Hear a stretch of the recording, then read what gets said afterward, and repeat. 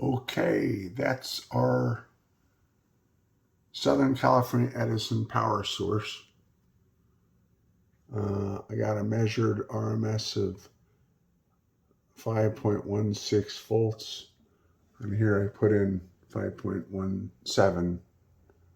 I've got it measured across 47,000 ohm resistor in series with another mega ohm resistor, a little bit of a jalopy hack up job, and I'm calculating a VRMS of about 115, a couple of volts dropped over what it probably is, but I haven't checked. But anyway, it's the power. So what we're going to do, it's on, you can see. But what we're going to do is we're going to compare the city power, because it's in city power right now, to the CyberPower square wave simulated signal. We're going to see what that looks like. Again, there's what it looks like. I'll toy with the settings. That's the city's, the state of California's favorite company, Southern California Edison.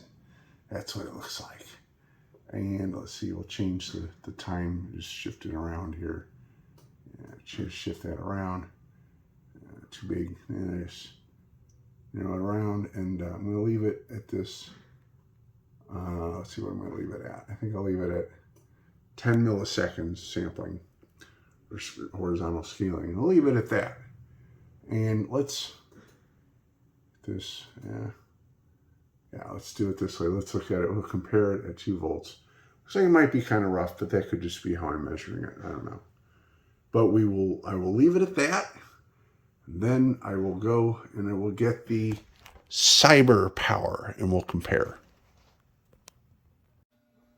Okay, I now have my jalopy rig, the volts on, hooked up here to the back of the CyberPower with 426 minutes left.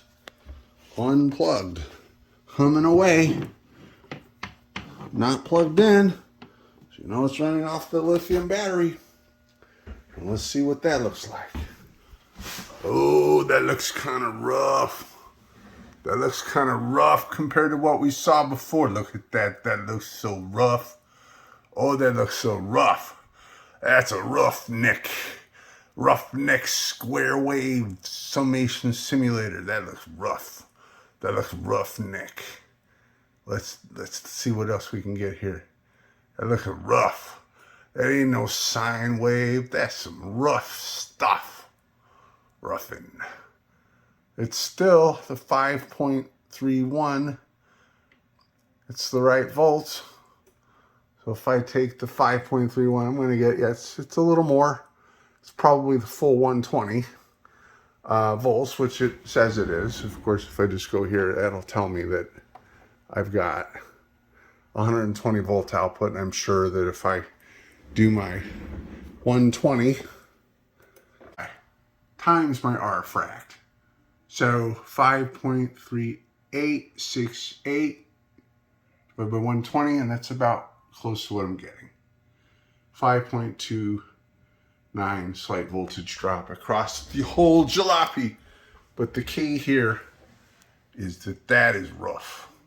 That's a roughneck.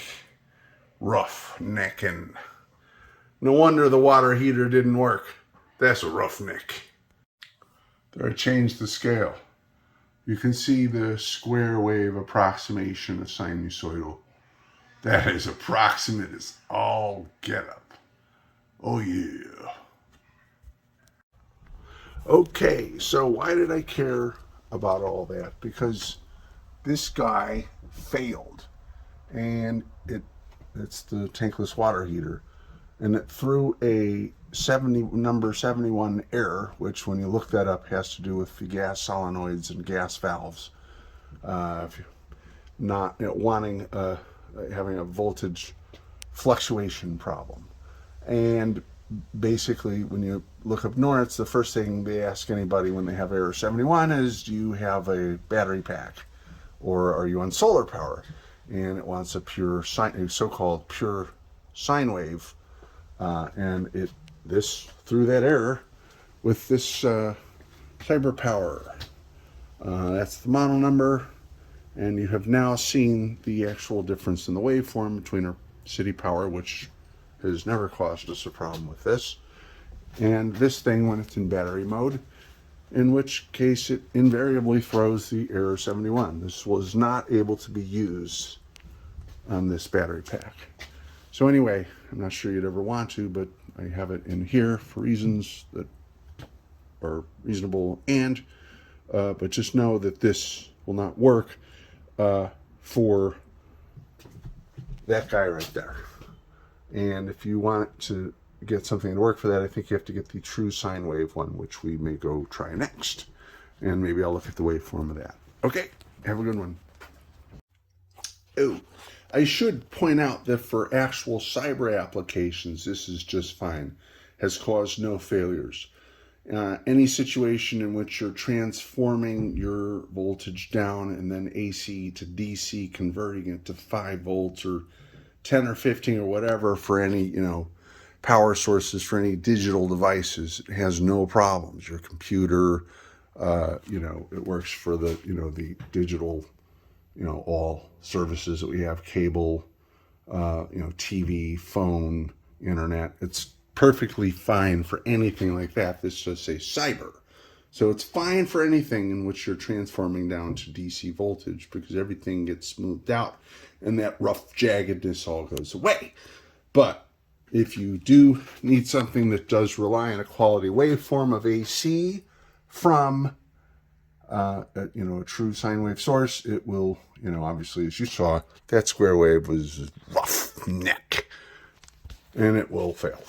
So get the true sine wave one if you need to do anything more substantial or anything that's anything that requires AC.